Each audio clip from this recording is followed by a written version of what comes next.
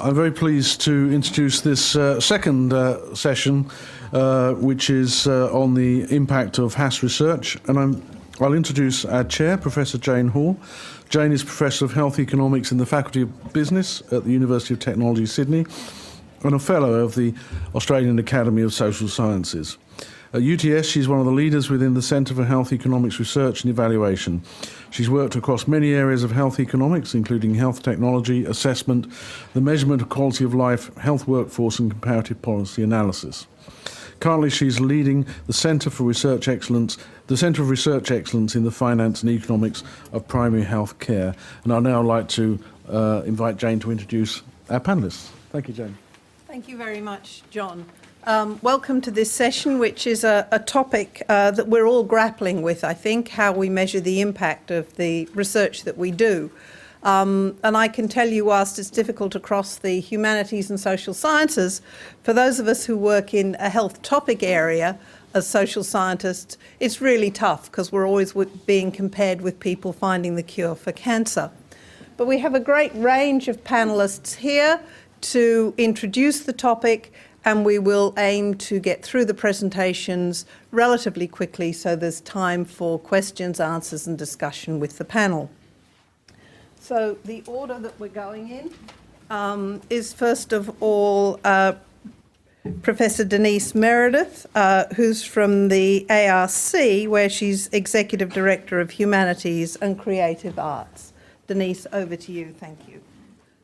Okay, I'll try to keep it brief. This is just a quick overview of how at the ARC we have been thinking about some of the issues related to impact, but also to benefit, and how to understand the value of research, demonstrate it and articulate it with evidence. I'll be trying out a few different ways of thinking about it, including in terms of socio-economic objectives, but also in terms of some of the opportunities that are opening up to think about the benefits of collaboration, partnership and networks.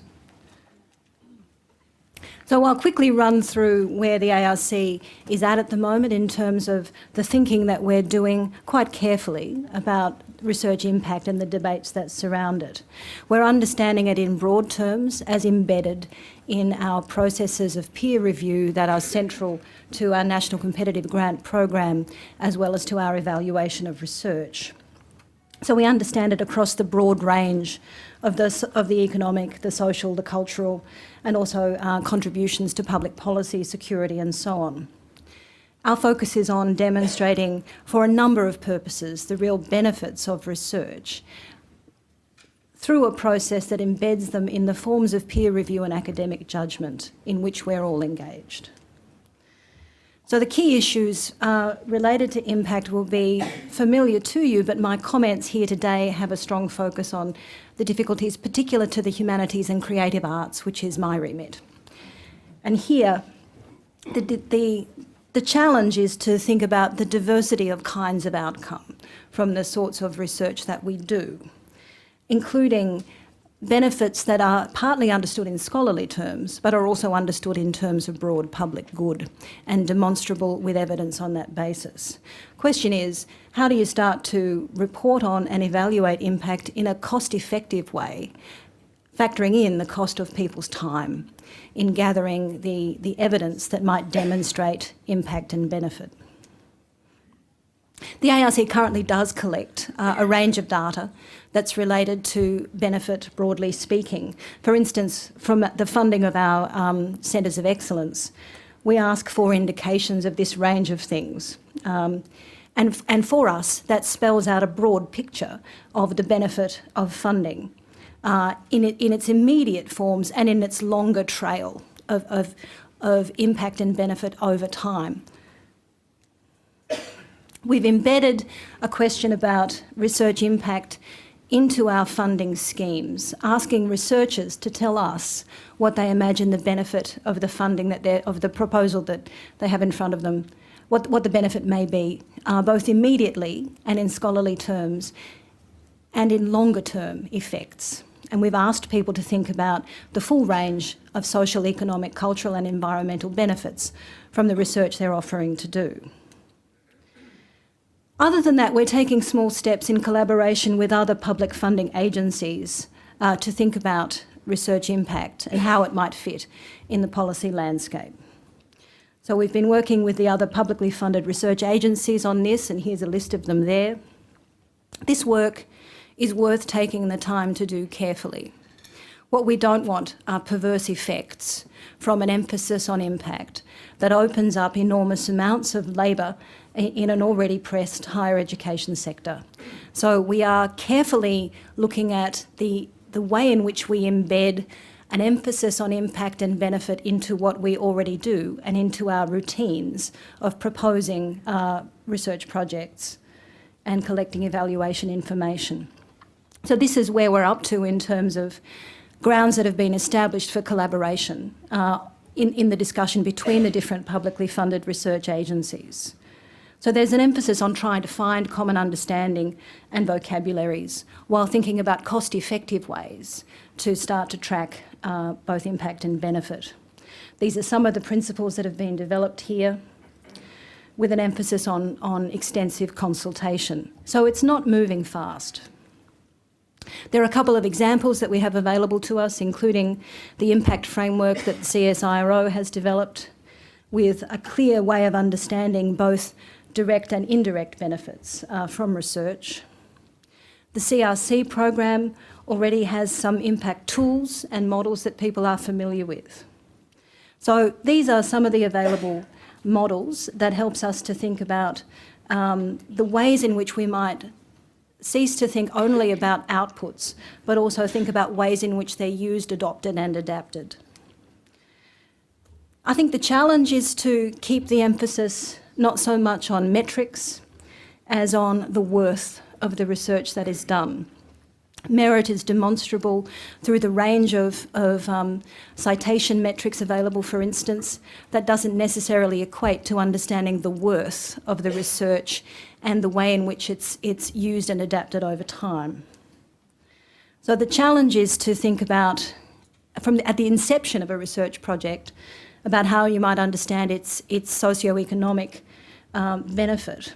Now, I had to think about this and was wondering how humanities and creative arts funding in particular tallied with socio-economic objectives, just to see what we already know about projects that we have funded. Interestingly, there's a large concentration, if you're looking only at humanities and creative arts grants, on the proposal that the main benefit will lie in cultural understanding and to some extent in expanding knowledge. Just flipping through this, we get a little breakdown by discipline of where the concentration in the claims that are made for the research that we fund might lie. Most strongly, again, in cultural understanding, particularly for language, culture and communication, and for history. Not so much in expanding knowledge. And I think that's an interesting category to think about at a time when the ARC is also emphasising open access to the results of research. So, whizzing through this, and I'll flip over something, we've been thinking about this partly in terms of how our research programs can help in building knowledge platforms through investing in networks and partnerships. Some of you will have noticed some recent changes to the linkage scheme, for instance, where we've started to open the door to linkage-based collaboration with the collecting organisations, with museums, libraries, archives, but also the orchestras and other major collecting organisations, also for public archives. We're doing what we can to promote galleries, libraries, archives and museums as partners for our projects with an eye to public good outcomes and to benefit. One of the things I've been doing, and I'll just talk about this very quickly, is monitoring the proportion of humanities and creative arts projects that are conducted with these organisations. And ensuring that we're able to build on the existing funded collaborations within a national network that makes the most of the knowledge platforms that have been generated and invested in by the ARC amongst other partners. It's a substantial proportion of ARC funding that goes to these organisations, particularly to the museum sector, as partners with our researchers. I think there's potential there for building such projects into research infrastructure planning, particularly through the LEAF program. But at the moment, such programs are underused by humanities and creative arts scholars as they are by the social scientists. So at the ARC, just to quickly sum up, we're doing what we can to think about benefit in an embedded way, and in a way where we can track and also invest in both the immediate uses of the research that we fund and their longer-term benefits in terms of building the public good outcomes from where we already invest, including in national collections. So that's my main point, and I might leave it there. Thank you very much. Our next speaker is Christina Parolin. Christina is now Executive Director with the Academy, the Australian Academy of the Humanities, and her background is in history. She's been wrestling with the ideas of impact and engagement, and it's a pleasure to welcome her to the podium.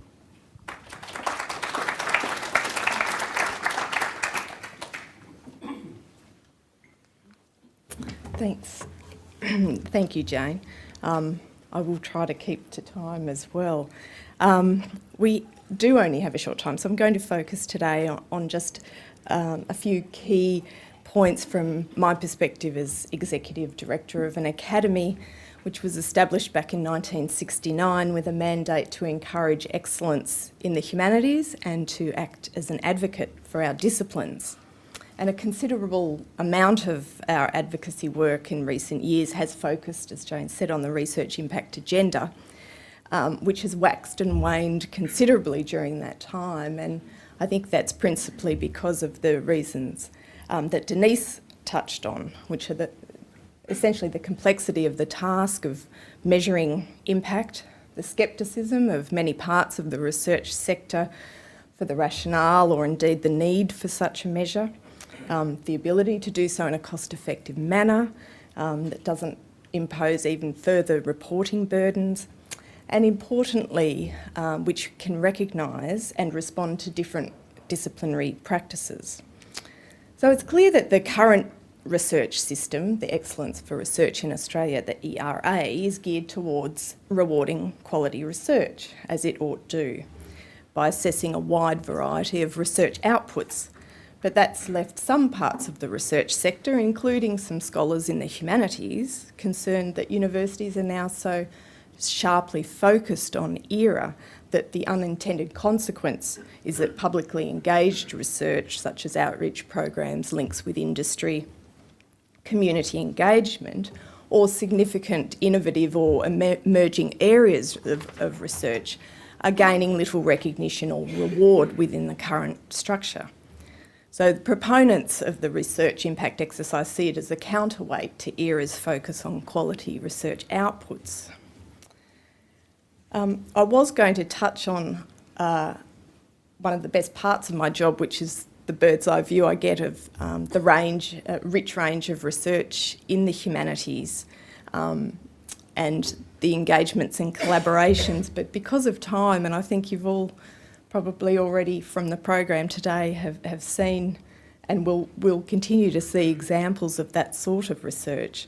But just ever so briefly, we're compiling some work at the Academy now on profiling some work in the humanities that may not always be recognisable or identifiable. So we're looking at the transformation, projects which are looking at the transformation of Sydney's Chinatown in the 21st century, work on HIV/AIDS from a humanities perspective, collaborations between the NRL, I know I'm in the wrong state for that code, but to help that code take a stand against violence and encourage its players to develop ethical decision making, across to research into how those in ancient times dealt with death and grieving to inform our own understanding of these deeply human responses today. But there's countless other examples of sorts of benefits flowing from humanities research.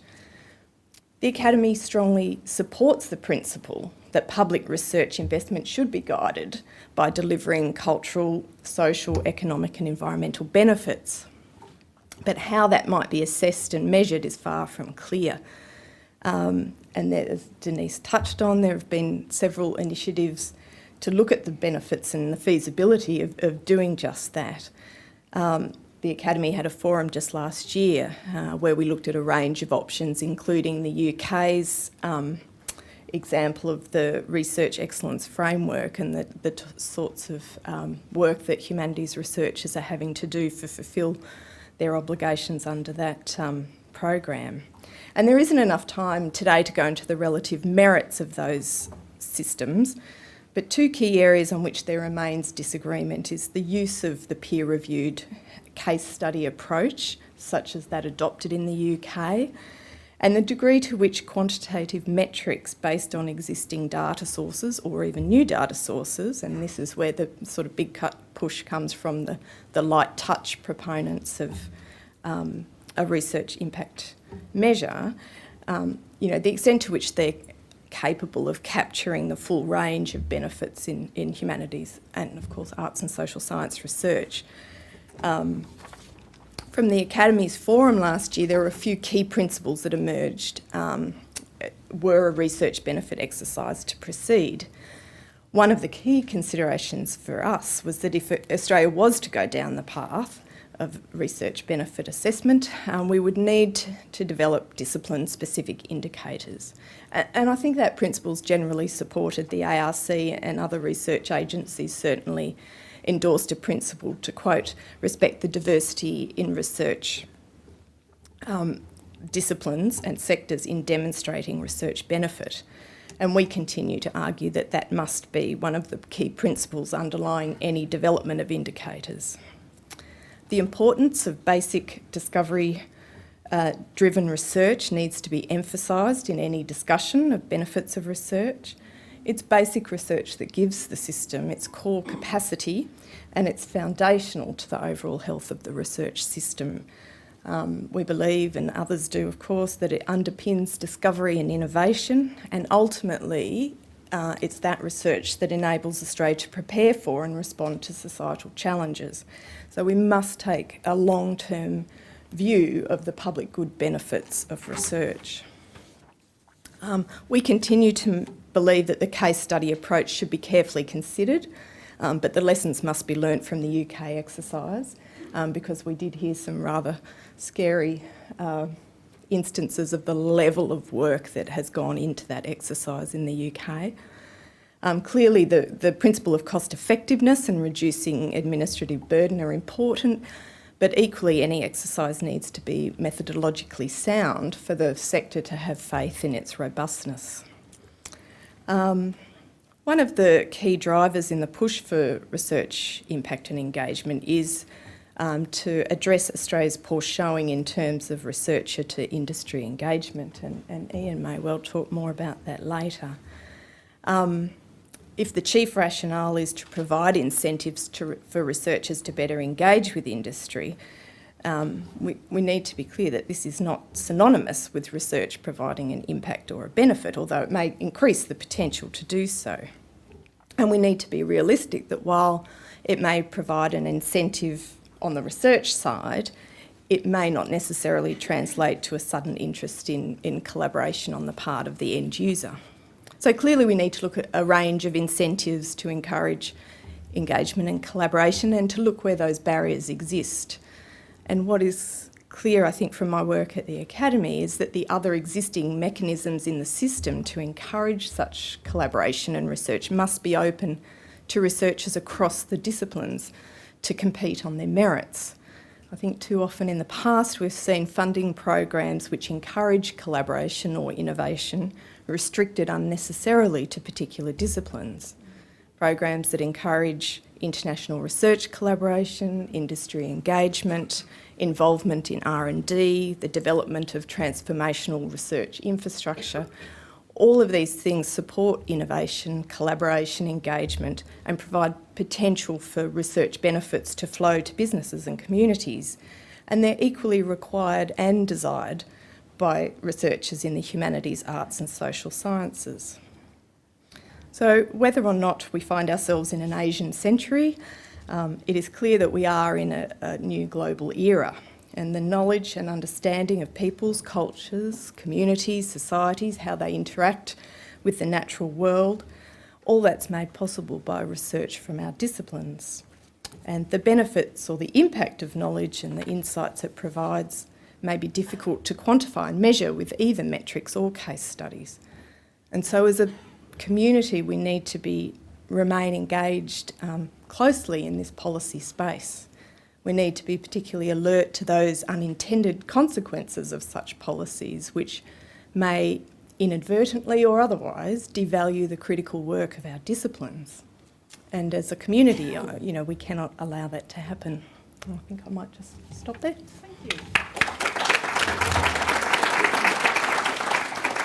So let me invite Graeme Turner to the podium. Professor Graeme Turner is the founding director of the Centre for Critical and Cultural Studies at the University of Queensland.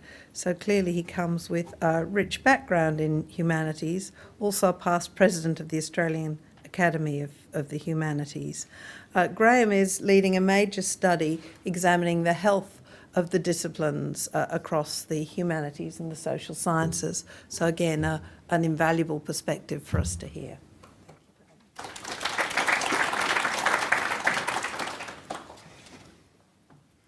Thanks, Jane.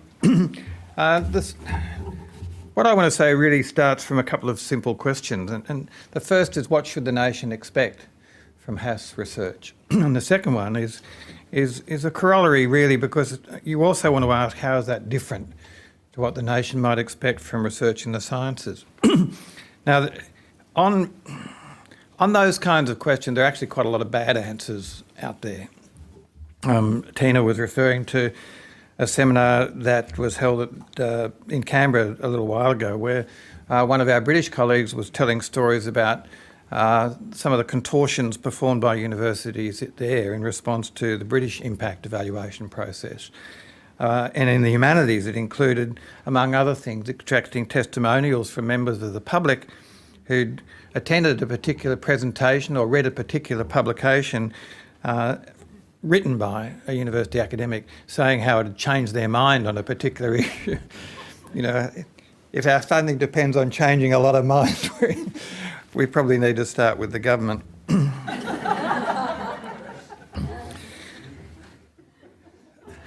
Talking of them, another bad answer to the question about impact, the industry minister's recent thought bubble about patents being a better proxy for quality than refereed journal articles, as well as the reference to the precious petals of the science industry, reveals a view of science that sees it primarily as a source of commercial innovation, the production of commodities, rather than a fundamental source of knowledge. I was very impressed when Ian Chubb on Q&A said, yes, we are precious, meaning we are valuable, rather than precious as in to be ignored.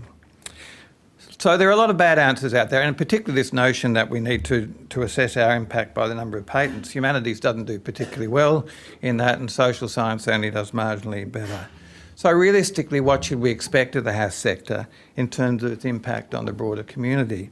These are some of the things that I think are possibilities we need to consider, and they're in line with what Tina was saying about looking at discipline-specific registers of impact. Here are some of the things that I think the nation would expect from HASS research. The contribution of evidence or evaluation to the formation of public policy, involving collaboration with public and private sector organisations towards joint objectives. And the kinds of things you're thinking of are not just the obvious ones like environmental management issues, which are very popular now, but issues around social justice, arts, cultural policy, research projects and so on.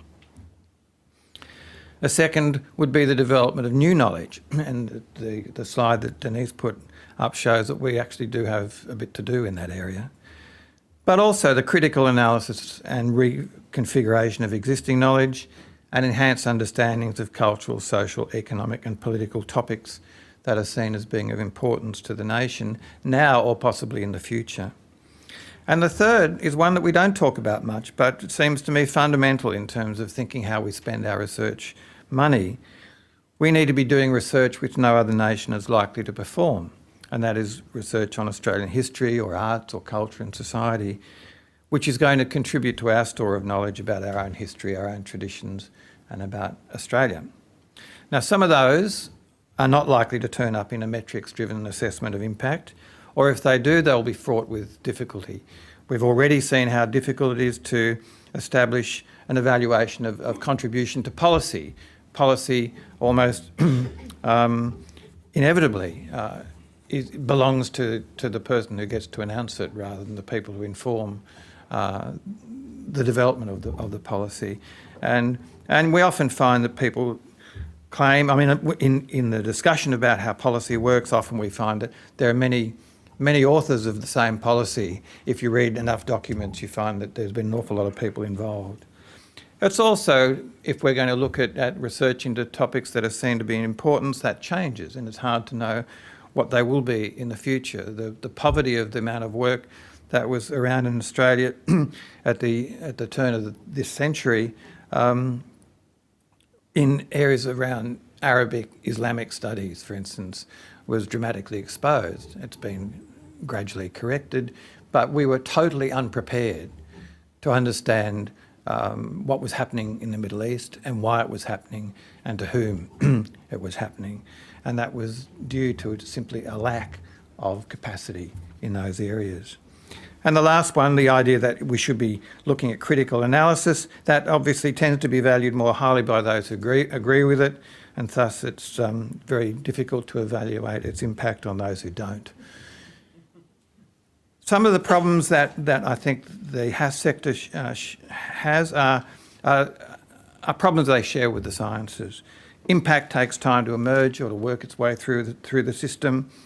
A technocratic focus on immediate outcomes is just as dangerous for the sciences as it is for HASS, and in both cases it misunderstands the nature of a proper research process. The public, upon whom research is supposed to impact, often have little understanding of what we do and why they should fund it if there are no immediate outcomes. The champion of that attitude is Andrew Bolt, who routinely turns up every time there's an announcement of ARC outcomes, lampooning the titles to show how silly academics are to be bothering to research such arcane topics.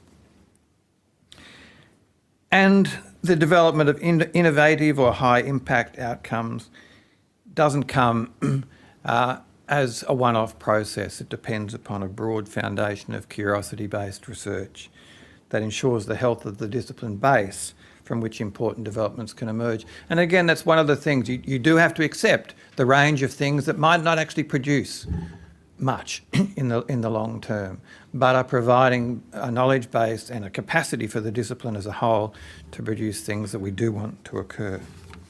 Now, what's different about the HASS disciplines, however, is that the particular pressures placed upon us by talk about the implicit pragmatics of impact assessment has often resulted in our disciplines pretending to be something they are not, pretending to be far more pragmatic than they are, and to claim concrete outcomes which are clearly spurious and unconvincing. There's a lot of pressure on us to do that, and often we bow to that pressure.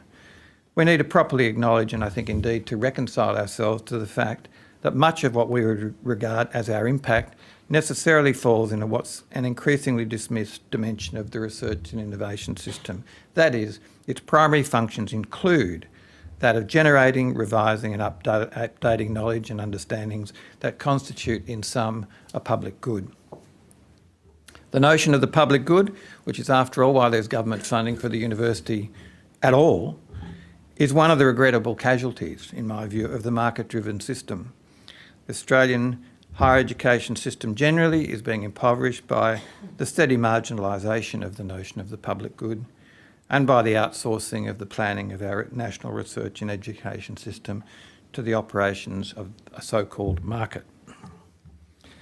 That said, most would recognise that a research and innovation system which doesn't include a healthy HASS sector cannot claim to be comprehensive and will be regarded internationally as inadequate. That doesn't mean we have to do everything, but it means if we don't do everything, we need to know why we've made the choices we have. Crucially, the capacities that the HASS sector provide, if you take them out of the system, what's lost is actually a capacity that will most assist the application and implementation of developments from other fields of inquiry, the kind of interdisciplinary collaboration that is now so fundamental to dealing with the problems that our societies face. I'm not arguing, though, that the HASS disciplines simply serve a translatory function. They are fundamental to understanding the complex issues we face today in managing our human and natural environment, our rights and obligations, and the development of a civil society. In fact, you can't even have the concept of a civil society without those disciplines. Finally, let me make a couple of comments that are drawn directly from the project that Jane referred to. I'm leading a project which is jointly funded by the Academies of Social Science and the Academy of Humanities, which is mapping the national capacity in humanities and social science teaching and research.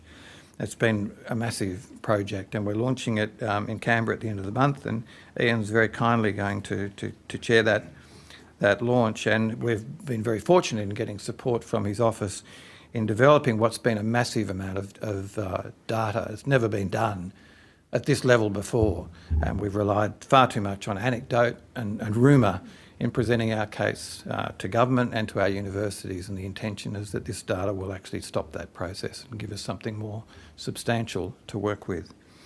Okay, so the Mapping HASS project has spent a lot of time pulling together information which might tell us more about what our contribution actually entails, and it provides strong evidence to counteract any assumption that the HASS sector lacks impact on the society at large. And just a couple of details. I can't give away all the goodies because I'm saving them up for the launch at the end of the month, but just a couple of details. Just in research, for instance, something like 22% of the research funding earned by the HASS sector from the ARC comes from linkage projects. That probably seems larger than most would expect. It's developed in partnership with a wide range of public and private sector organisations.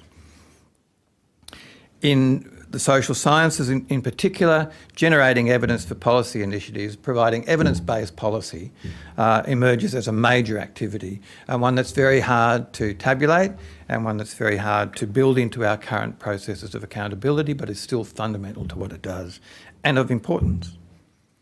In the ARC's summary of ERA results, the performance of the HASS disciplines, and particularly the humanities, is right up there with the best in the biological and medical sciences. And so their impact on the international standing of Australian research is clearly, demonstrably substantial. And in terms of our sector's contribution to employment, something that's routinely derided in the media's coverage of our disciplines, it's worth noting that the HASS sector is the largest contributor to the tertiary education of the Australian workforce. And not only that, but 64% of the Australian graduate workforce, those in the workforce today who have degrees, 64% of them have a HASS degree. That doesn't sound like a useless or private activity. That's one of public benefit. So these are measures of impact that I think deserve to be noted and assimilated into any broader account of the social value of HASS research and to an assessment of what we're going to say about impact in the future. Thank you.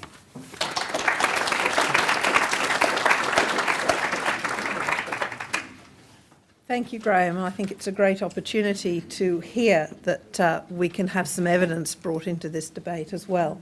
I'm tempted with our next speaker to do the apocryphal thing of this next speaker needs no introduction and sit down, but that wouldn't be fair. Ian Chubb is well known as Australia's chief scientist, but as Vice-Chancellor previously at Flinders and at ANU, he's clearly had to wrestle with a much broader set of topics than just science and deal with, shall we say, disputing disciplines in ensuring the health of an enterprise. Ian, welcome.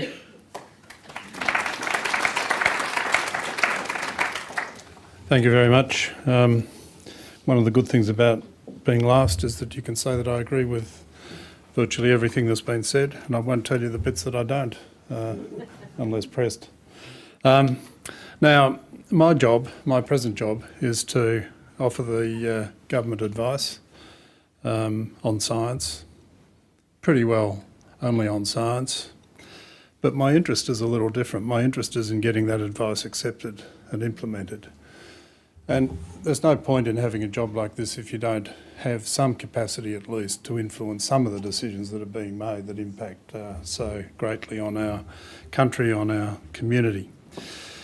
And that really means that for me, it's not just about trying to influence how government, ministers particularly obviously, but not just how government thinks about science and the various areas that I'm supposed to be advising on, but also by the community.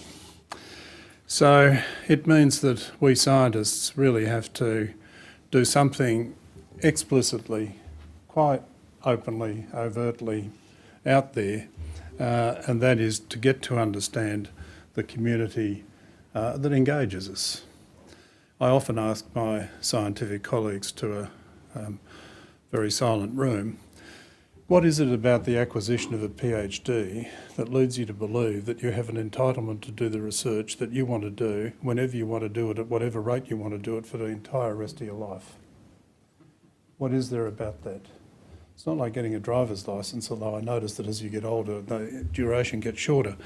But that appears not even to be the case with the PhD. And I think that we have to actually understand why it is that we can expect, why we can anticipate, and why we can hope, indeed, that the community will willingly support what we want to do because they see the value of it. Now, I'm often in rooms full of people who know the cost, but I'm not often in the same room with those people when we actually talk about the value. And I think some of what Graeme in particular was talking about and what we hope will come out of that review that he referred to will actually begin to at least link cost and value and not see them as two completely separate things where one dominates, that is cost, and value is regarded with some degree of scepticism. When I think about how we have to interact with the community, I'm frequently reminded of something that Tony Blair said when he was the Prime Minister of the UK back in about 2002. And he was talking about moral judgment at the time. And he was making the point that science will enable us to do more. But he went on to say that it doesn't tell us whether doing more is right or wrong. And I think that's an important thing also for us to grasp, particularly us scientists to grasp. Because what he went on to say was that in order for science to do what it can do for the community, it needs to renew a social compact with the community. Now, social compact, that can mean a lot of things, but what I think it means is that we take the community with us when we do our science, whatever it might be, however contentious it might be. As I've said many times, if you look at what passes for debate about climate change, then you would say that part of the problem with that is that the scientists talked to each other until they got to the point where they would warn the community that there was significant issues looming. Whereas instead of walking the community along the path with them as the evidence accumulated, they just dropped it out there and then proceeded to have a scientific debate in public with a community where the level of scientific literacy is not as high, and generally not as high as we might hope it would be. So I think for science and to go back to where I began, to get the advice that we might offer to be implemented, accepted, understood, then we have to understand the community much better, I think, than we have traditionally done, on a scale that has always seemed to be something that's a bit out of reach for us. So we do need to understand the customs, we do need to understand the interests, the mores, the needs. We do need to understand the history and the economics.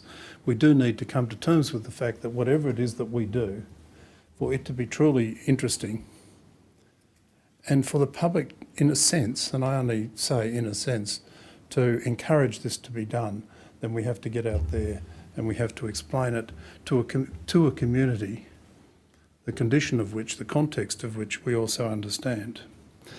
So I don't think we can do that without, in other words, I don't think we can do good science. We can't get that impact without that understanding. And that's one of the reasons why we supported the study that Graeme referred to and co-funded it with others to try to get that baseline that he referred to. And when I think about stuff in this area and why the impact of it and a carefully constructed understanding of what impact means, I think it's critically important that we can argue a case differently from what we've done before, and that is give us some money and nick off, leave us alone. And I'm always reminded of Oscar Wilde, who was allegedly, who was once alleged to have said when he was coming back through British customs from Ireland, and he declared that he had nothing. He said that he had nothing to declare but his intellect. Now that was good enough in Oscar Wilde's time, but it's not good enough now. And we need to understand that this whole notion of looking for value, not cost, but value, well, not just cost, but value, is not going to go away. So one of the important things for us to do is that we need to be careful not to define impact by what we can measure. And there's often been a tendency in academic life to do that. Here are a series of things out here. If we put them together, we can call it a metric, we can call it a measure. But we have to be really careful not to define impact simply by what we can measure. We often talk about how creatively we can think, how our students are encouraged to think creatively in the humanities, social sciences and the sciences. It's one of the virtues of a tertiary education, of a good education at all levels of education. Well, I think we've got to think creatively about how we're going to measure impact, not defensively, not saying we've got nothing to declare but our intellect really, so let's see if somebody can write a reference saying that we changed the way Fred thought when they read a book that somebody had written. You could soon check that, of course, to see how many sales that book had. But I think we've just got to get beyond it all, get real, get realistic, and accept the fact that this is a time and an opportunity for some truly creative thinking that will truly put on the agenda, truly put on the map the fact that without what you do, without what my colleagues in the sciences do, this country will wither. How are we going to stop it happening? Not by saying we have nothing to declare but our intellect, give us more money and nick off. Why do you want more money? Well, we haven't got enough. What would you do with it? Well, we'd spend it. Well, why? Because we haven't got enough. What do you want? More. Why? Well, we haven't got enough. Doesn't work. Hasn't worked. Doesn't work. Just wanted to pick up 3 points from what Graeme said, which overlap very significantly in the areas where I most commonly deal. Evidence and the evidence base for public policy. We talk about that all the time among the sciences. How do you get the evidence out there in a form that is accessible to people who are not experts? How do we stop being pompous? How do we stop assuming that everybody knows as much as we do, but people who are interested and need the evidence that we're providing can actually get access to it because it's prepared for them in a way that they can get access to? And I think it's as important for your fields. I mean, sometimes I read what some of your colleagues, of course, nobody in this room, and I read it and I think to myself, my God, what does that mean? And I'm sort of reasonably familiar with some of this. I mean, we do have to begin to learn that we've got multiple audiences and our peers are important, but so is the other community out there. So are the politicians who need the evidence that we can provide from the work that we do to make public policy good. And I'll talk about what good means in a minute. New knowledge, of course. It's important from what you do. It's important from what the sciences do. Without new knowledge, without new ideas, what are we doing? We're simply taking today's stock of intellectual capital and using it, or leaving it in the libraries or in some other record. Is that all we're doing? I don't think that's what we're here for. I think we're actually here to generate new knowledge, new understandings, new ideas which will change the way communities, not just individuals who can write a reference, but the way communities think about things, because they understand why they're important. They understand the priorities that they should give to some things above others. Because as Graeme said, we can't do everything, but nor can they respond to everything. They have to be able to be guided through a pathway that is complicated, unpredictable, but at the end of the day will require priorities to be made, prioritisation to happen. And we've got to do that. And it is about revising and updating the knowledge that we have. It is about generating new knowledge. It is about generating new ideas. And we should never underestimate the importance of basic research, just as we should never underestimate the importance of taking ideas to market and turning them into products and services that improve the lot of humankind. Otherwise, what is the end game? My paper, my book? I mean, it might encourage me to go and have a glass of fine wine when I produce something that I really enjoy. But if nobody else cares, what is the point? So we've got to realise there is an end game to all this. And I think that part of that end game is making Australia a better place, better for everybody. And part of it is making Australia a better global citizen by being integrated into the world of knowledge, of understanding, of changing and accepting that change is inevitable, and we can manage that change if we know more about the processes and the knowledge that leads to it. And finally, as Graeme said, doing research that nobody else will do. It is important. On Q&A we were asked, shouldn't we outsource it all our research? And by a member of the audience. And I thought about that for a few seconds and thought, well, who will actually work on the Great Artesian Basin for us if nobody in Australia does it, because we're just sending money offshore to get somebody to look at something? Or the history of the country, the history of the Australian community, the way it interacts, the different elements in the community, all of those things are ours. And the problems with them are ours. So we have to do that. So we have to persuade people that we're doing it because it's important, because we will understand the community better, we will have better public policy as a consequence of the evidence that flows from the work that we collectively do. And when that happens, Australia will indeed be a better place. Thank you.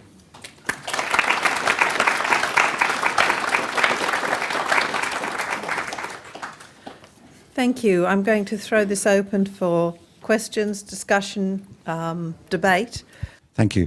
Thank you very much. I found that discussion fascinating, and I have some glimpse of how fantastically complex the problem of impact is.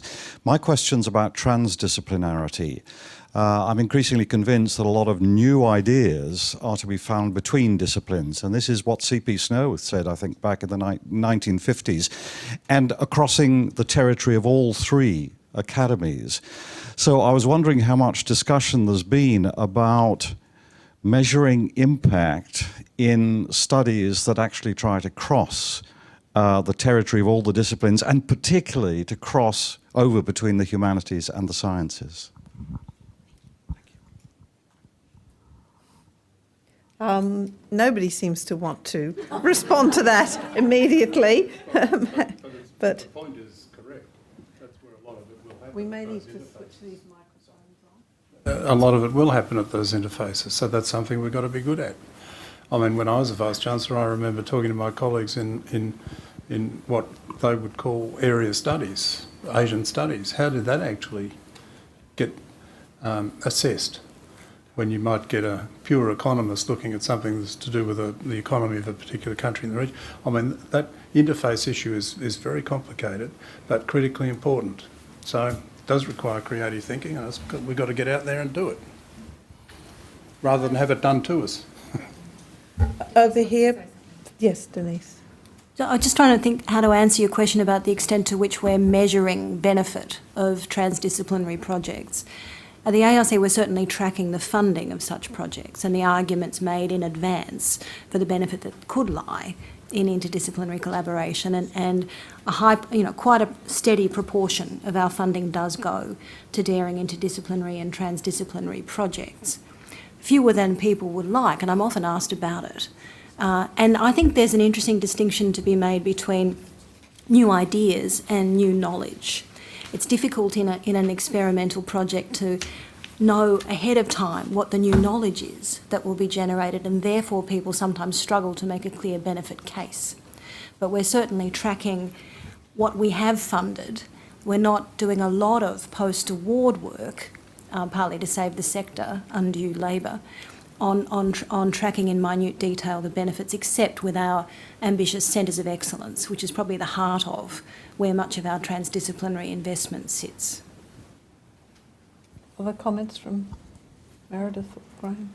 I'd just mention very briefly, you mentioned work between the academies, and there's certainly a lot of work going on at the moment, thanks to the support from Ian Chubb and his office and the ARC, which is a major research program bringing the 4 academies together on a range of issues, looking at STEM education and country comparisons, looking at new engineering energy sort of techniques, looking at Asia literacy, in languages and beyond.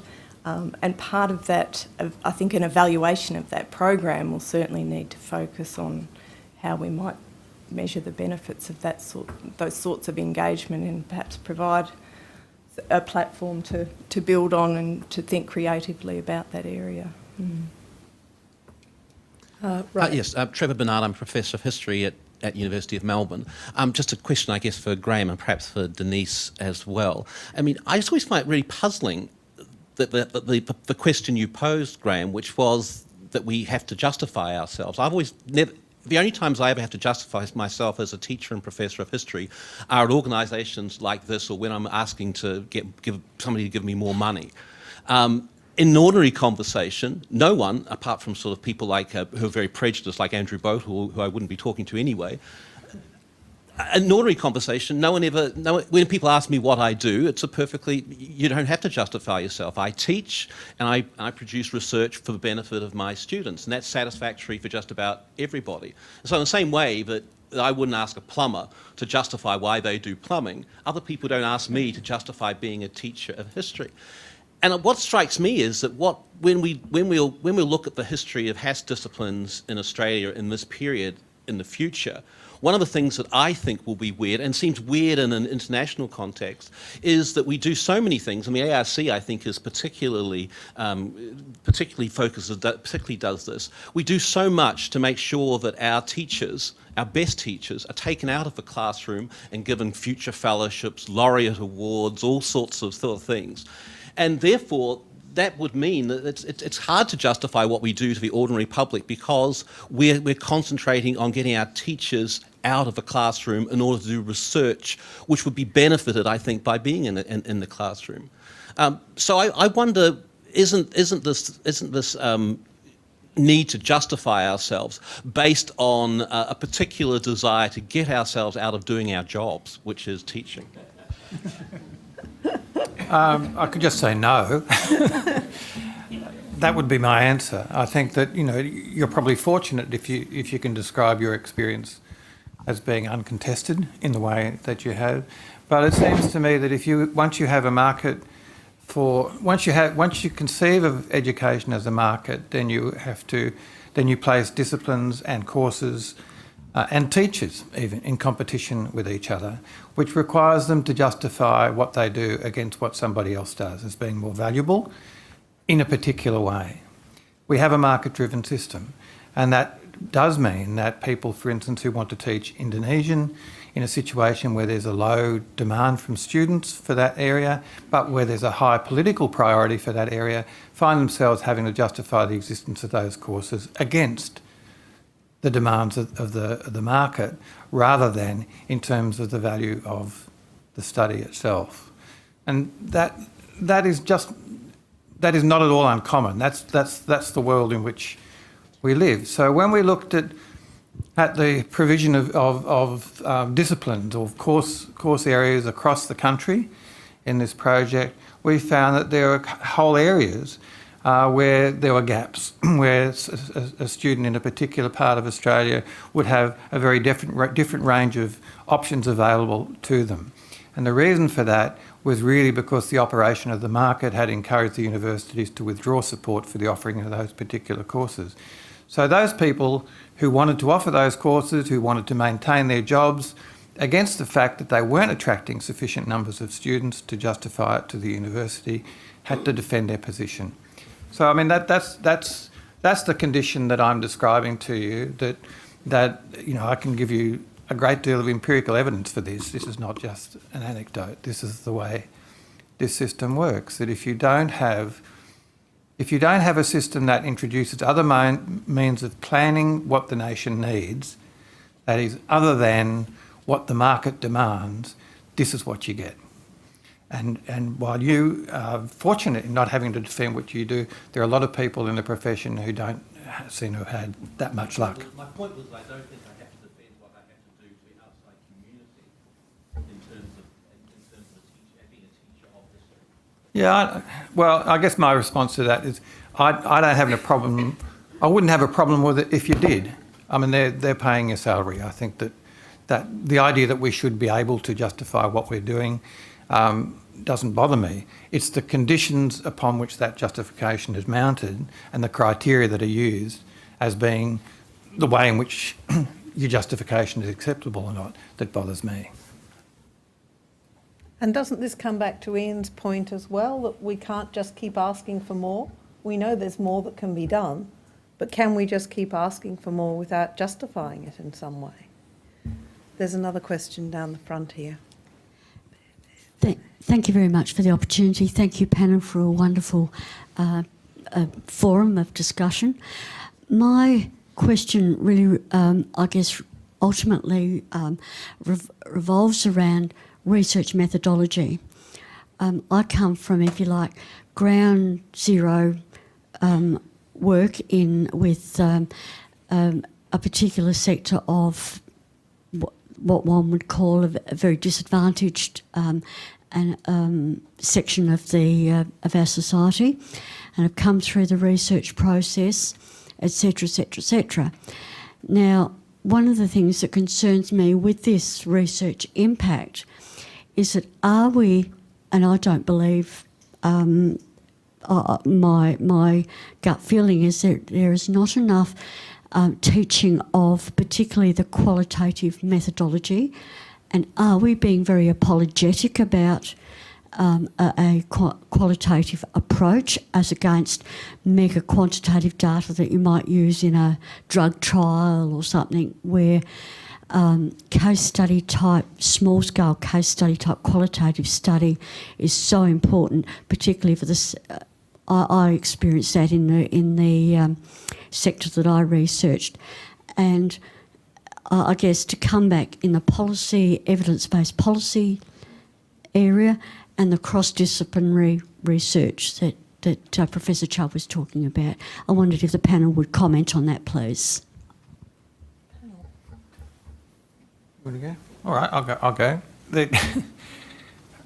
I actually don't think there is I think that there has been something of an empirical turn in some of the humanities disciplines in recent years. I think that that's actually quite a good thing. And I've heard some colleagues argue that the ARC has a preference for funding projects that have a quantitative basis. My own experience of the ARC does not support that, and anyone who's dealt with the ARC to talk of them as actually having an organised preference, you know, with respect to Denise, you know, I think it's improbable to say the least.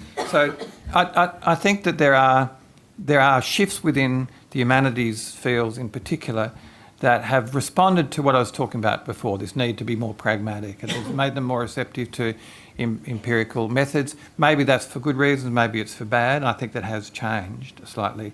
But I'm not aware of, in any of the fields in which I have knowledge, of an active prejudice against qualitative work, and certainly within the humanities and the qualitative end of the social sciences, I think there's a really strong and committed support for the usefulness of qualitative research to do the kinds of things that you're talking about. A young field, is it not? The qualitative research. In the social sciences, yes, it's younger than the quantitative work.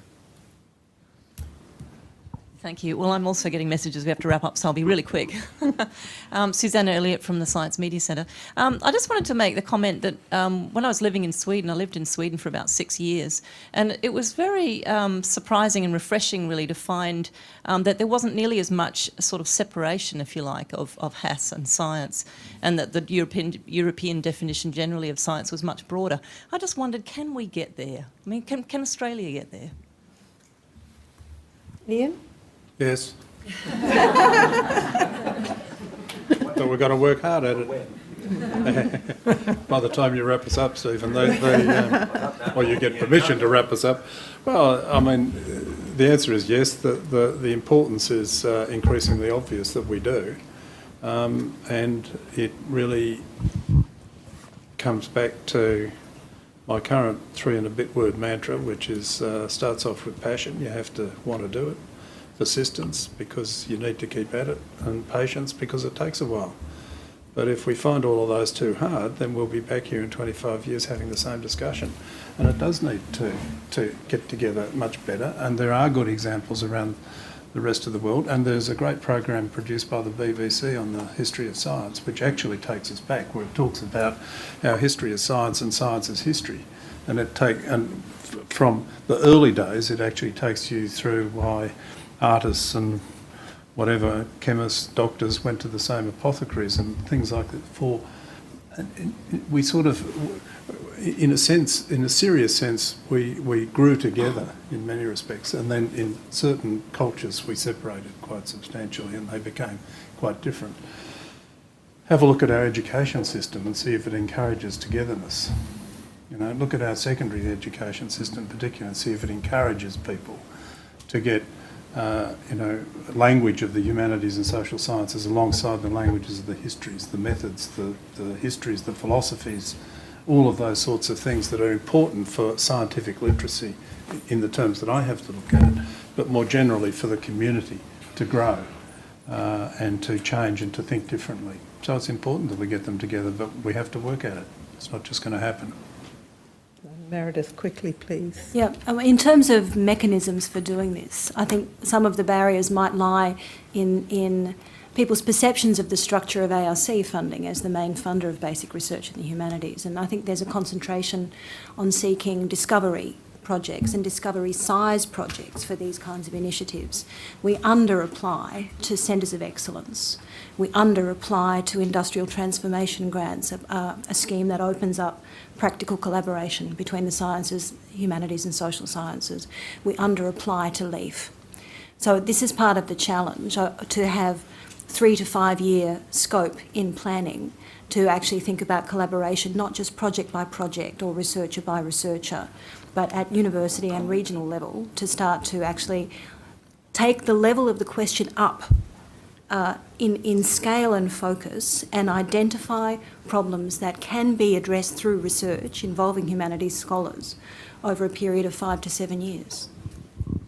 Can I just say one last. quick thing, that to see an incredibly creative and innovative way of bringing HASS and STEM together, stick around for David Christian's talk this afternoon, because it's an excellent example of doing Graeme, just that. Any last comments from you? Just that I think we actually have made quite a lot of progress, certainly in the last 5 years.